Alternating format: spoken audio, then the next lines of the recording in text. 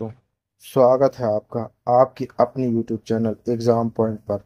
मैं रोज की तरह आज फिर 19 अक्टूबर 2024 का करंट अफेयर लेकर आया हूँ। आज 19 अक्टूबर की जितने भी इम्पोर्टेंट क्वेश्चन बनते हैं उन्हें हम डिस्कस करेंगे और उनकी इम्पोर्टेंट फैक्ट भी देखेंगे। दोस्तों, आप किसी भी एग्जाम की तैयारी कर रहे हैं तो ये वीडियो आपके लिए बहुत ही मोस्टफुल रहने वाला है। इस वीडियो के लास्ट में हमने आपके लिए एक क्वेश्चन रखा है जिसका आंसर आप लोग को कमेंट्स बॉक्स में देना है। आइए शुरू करते हैं। क्वेश्चन नंबर पहला देखते हैं। ओला के कृत्रिम बुद्धिमत्ता एआई विभाग के बिजनेस हेड जिन्होंने हाल ही में इस्तीफा दिया उनका नाम क्या है? सही आंसर है भी रवि जैन। आइए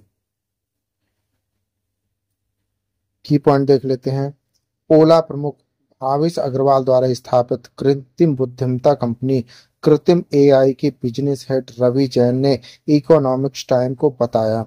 जैन ने कंपनी द्वारा हाल ही में एआई चिप्स और क्लाउड सेवाओं सहित नए एआई उत्पादों के अनावरण के बाद इस्तीफा दे दिया। 2021 में ओला में शामिल होने के बाद उन्होंने 2023 के मध्य कृत्रिम एआई में स्थानांतरित होने से पहले ओला कॉल्स और ओला इलेक्ट्रिक के नेतृत्व में भूमिकाएं निभाई हैं। इस वर्ष की शुरुआत में यूनिकॉर्न का दर्जा हासिल करने वाली यह कंपनी 2026 तक अपनी पहली एआई चिप बोधि वन लॉन्च करने की तैयारी कर रही है। आइए क्वेश्चन नंबर 2 देख लेते हैं। हाल ही में एक्को लाइफ के मुख्य कार्यकारी अधिकारी सीईओ के रूप में किसे नियुक्त किया गया है? सही आंसर है ए संदीप गोयकाना जी को। आइए की पॉइंट देख लेते हैं। भारत की अग्रणी सामान्य बीमा कंपनी एक्को ने संदीप गोयकाना को अपने नए लॉन्च किए गए जीवन बीमा व्यवसाय एक्को लाइफ का मुख्य कार्यकारी अधिकारी सीईओ नियुक्त किया है। कंपनी के सीईओ के रूप में संदीप गोयकाना की बहुमुखी जिम्मेदारियां होंगी। संदीप एक्को लाइफ के व्यावसायिक परिचालन का नेतृत्व करेंगे तथा इसके विकास पथ और बाजार स्थिति की देखरेख भी करेंगे। आइए आगे बढ़ते हैं। क्वेश्चन नंबर 3 देख लेते हैं। उग्रो कैपिटल के किस संगठन के साथ भारत में वित्तीय समावेशन को बढ़ावा देने के लिए साझेदारी की गई है? सही आंसर है C US international development finance corporation. आइए की पॉइंट देख लेते हैं। एमएसएमई वित्त पोषण में विशेषज्ञता रखने वाली अग्रणी डेटा टेक एनबीएफसी उग्रो कैपिटल ने भारत के एमएसएमई क्षेत्र में ऋण अंतर को कम करने के अपने प्रयास में एक महत्वपूर्ण भूमि उपलब्धि की घोषणा की है। कंपनी ने 40 मिलियन अमेरिकी डॉलर लगभग 33,000 मिलियन भारतीय रुपये के ऋण के लिए संयुक्त राज्य अमेरिका अंतर्राष्ट्रीय विकास वित्त निगम डीएफसी से प्रतिबद्धता दस्तावेज प्राप्त किया है। आइए क्वेश्चन नंबर 4 देखते हैं। किस कंपनी ने सुरक्षित ऋण में क्रांति लाने के लिए भारत पे के साथ साझेदारी की है? सही आंसर है बी आदित्य बिरला और हाउसिंग फाइनेंस ने। आइए की पॉइंट देख लेते हैं। Aditya Birla housing finance limited ABHFL BharatPe के साथ साझेदारी करने वाली पहली हाउसिंग फाइनेंस कंपनी है जो उन्नत डिजिटल समाधानों के माध्यम से सुरक्षित ऋण तक व्यवसाय सुव्यवस्थित पहुंच प्रदान करती जिससे उपयोगकर्ता अनुभव में काफी वृद्धि होती है।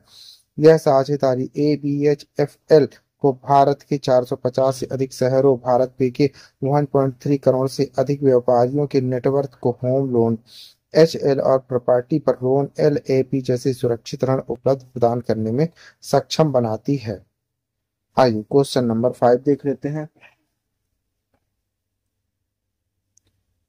उत्तर कोरिया ने अपने संशोधित संविधान में किस देश को पहली बार शत्रुतापूर्ण राज्य के रूप में परिभाषित किया है? सही आंसर है बी दक्षिण कोरिया को। आइए की पॉइंट देख लेते हैं। नेता किम जोंग उन ने उन सांसदीय बैठक में संवैधानिक परिवर्तन का आह्वान किया था ताकि दक्षिण कोरिया को देश का मुख्य शत्रु घोषित किया जा सके, शांतिपूर्ण कोरियाई एकीकरण के लक्ष्य को हटाया जा सके तथा उत्तर कोरिया के संप्रभु क्षेत्रीय क्षेत्र को परिभाषित किया जा सके। आधिकारिक कोरियन सेंट्रल न्यूज एजेंसी ने कहा कि टीपीआर के संविधान में स्पष्ट रूप से आरओके को एक शत्रुतापूर्ण राज्य के रूप में परिभाषित किया गया है। आइए क्वेश्चन नंबर 6 देखते हैं। नवीन रूप से उद्घाटित भारत तुर्की मैत्री संघ ITFA का प्राथमिक उद्देश्य क्या है? सही आंसर है बी, आर्थिक, सांस्कृतिक और तकनीकी सहयोग को बढ़ावा देना। आइए की पॉइंट देखते हैं। संघ का उद्देश्य विभिन्न क्षेत्रों में सहयोग को बढ़ावा देना, जिसमें अर्थव्यवस्था और व्यापार, संस्कृति और पर्यटन विकास, प्रौद्योगिकी और शिक्षा शामिल है। हैदराबाद में तुर्की के महावाणिज्य दूत ओरहान अल मैन ओकान और ITFA के अध्यक्ष फैज खान ने एक प्रेस कॉन्फ्रेंस के दौरान संघ की पहलों पर प्रकाश डाला है। आइए आगे बढ़ते हैं, क्वेश्चन नंबर 7 देखते हैं। अपने संशोधित संविधान में उत्तर कोरिया ने दक्षिण कोरिया को आधिकारिक तौर पर कैसे परिभाषित किया है? सही आंसर है सी, शत्रु राज्य। आइए की पॉइंट देख लेते हैं। संशोधन उत्तर कोरियाई सेना को दक्षिण कोरिया के खिलाफ कार्रवाई करने की अनुमति देता है, जिसमें सड़क और रेल लिंक के कुछ हिस्सों को उड़ाना शामिल है, जिसमें दक्षिण के से चरणबद्ध पूर्ण अलगाव की रणनीति के हिस्से के रूप में पूरी तरह से अवरुद्ध कर दिया गया है। उत्तर कोरियाई राज्य मीडिया KCNA ने इस बात पर प्रकाश डाला कि यह कार्रवाई TPR के संविधान के अनुरूप है, जो अब यह स्पष्ट रूप से दक्षिण कोरिया ROK को शत्रुतापूर्ण इकाई रूप से परिभाषित करता है। आइए आगे बढ़ते हैं, क्वेश्चन नंबर 8 देख लेते हैं।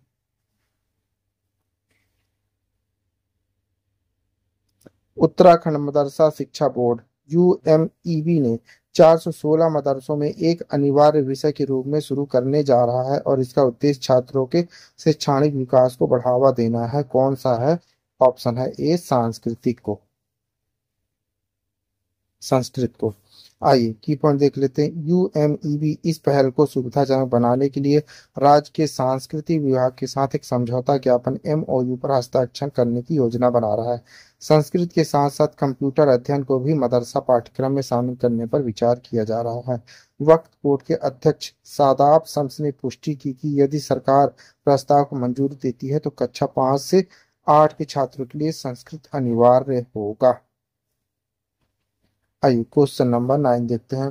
किस राज्य की कैबिनेट ने 30 लाख करोड़ के निवेश को आकर्षित करने के उद्देश्य से 6 नीतियों को मंजूरी दी गई है?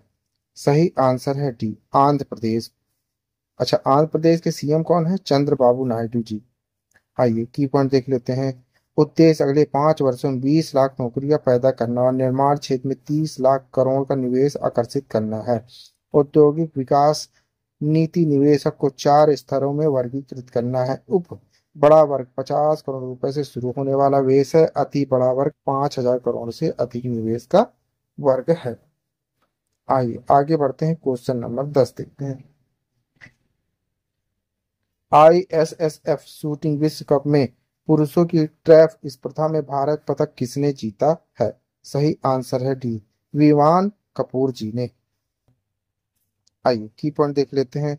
अनंतजीत सिंह नरूका ने स्क्रीन शूटिंग में 43 के स्कोर के साथ कांस्य पदक जीता। इटली के टमारो क्लाडियो ने 57 अंक और गाबिरियो रेली ने 56 अंक के बाद अखिल शेखावत ने पुरुषों की 50 मीटर राइफल 3 की पोजीशन 3P स्पर्धा में अपना पहला ISSF विश्व कप फाइनल का स्टैंडिंग पोजीशन में वापसी के बाद अर्जित किया।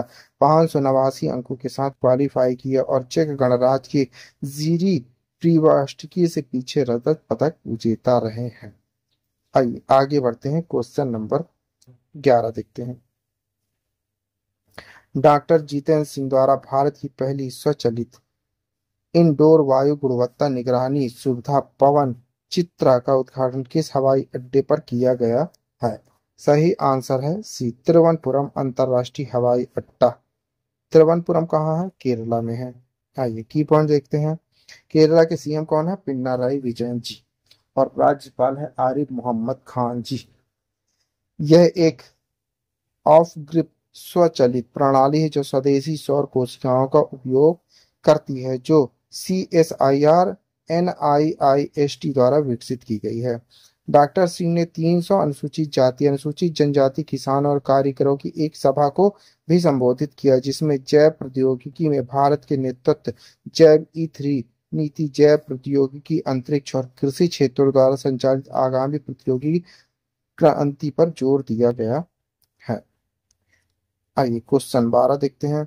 विक्टोरिया एंड अल्बर्ट म्यूजियम के इलेक्ट्रेशन अवार्ड में मैरीगोल्ड्स कलाकृति के सबसे उभरते हुए इलेक्ट्रॉल श्रेणी में किस भारतीय कलाकार ने जीत हासिल की है? सही आंसर है ए, आदित्य आनंद जी ने। आइए की पॉइंट देखते हैं। मैरीगोल्ड्स को, जो बाल श्रम, खोए हुए बचपन के विषय को संबोधित करता है, भारतीय फूलों के बाजारों से प्रेरित है और एक माँ को अपने बच्चे को मैरीगोल्ड की माला बनाने के लिए सिखाते हुए दर्शाया गया है। कलाकृति को रंगों के उपयोग और फूलों की सुंदरता को बाल श्रम की कठोर वास्तविकताओं के साथ विपरीत करने की क्षमता के लिए सराहा गया है। आइए क्वेश्चन नंबर 13 देखते हैं।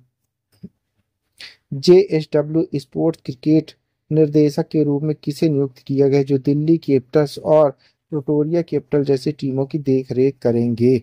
सही आंसर है डी, सौरभ गांगुली। आइए की पॉइंट देख लेते हैं। गांगुली ने भारत पहले JSW स्पोर्ट के साथ काम किया था। 2019 में दिल्ली कैपिटल में सलाहकार के रूप में शामिल हुए और बाद में क्रिकेट निर्देशक के रूप में कार्य किया। मुख्य कोच रिंकी पोंटिंग के साथ मिलकर काम किया। JSW स्पोर्ट के संस्थापक पार्थ जिंदल ने गांगुली के तेज क्रिकेट दिमाग की प्रशंसा की और गांगुली की नियुक्ति पर अपनी खुशी व्यक्त की। उन्हें JSW परिवार का हिस्सा बताया, उनके मार्गदर्शन के लाभों पर प्रकाश डाला है। आइए आगे बढ़ते हैं। क्वेश्चन नंबर 14 देखते हैं।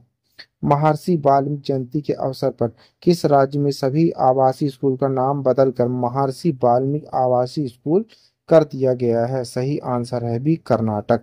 अच्छा, कर्नाटक के CM कौन है? सिद्धारमैया जी, याद रखिएगा।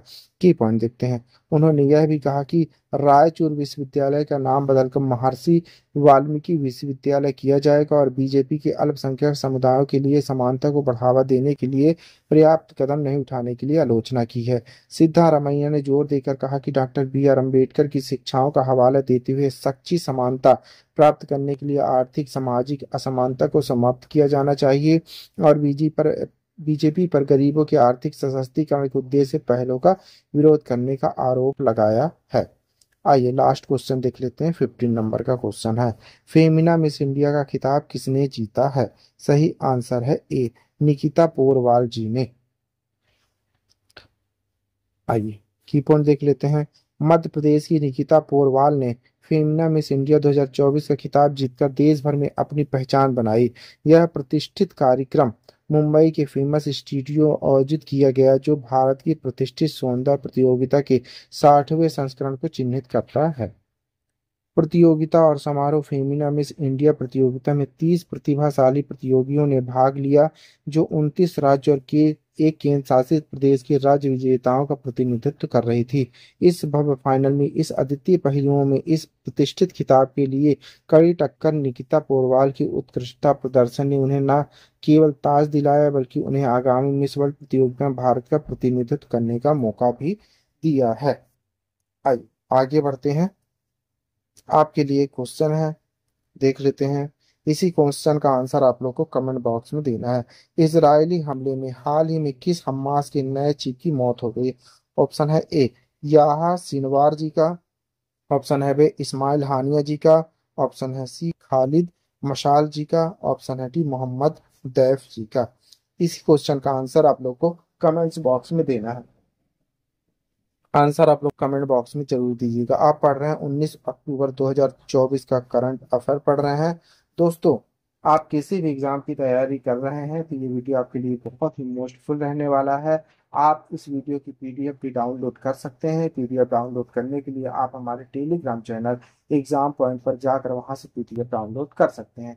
Thank you for watching my video. इस वीडियो को ज़्यादा से ज़्यादा शेयर करें, लाइक करें, कमेंट करें। Thank you.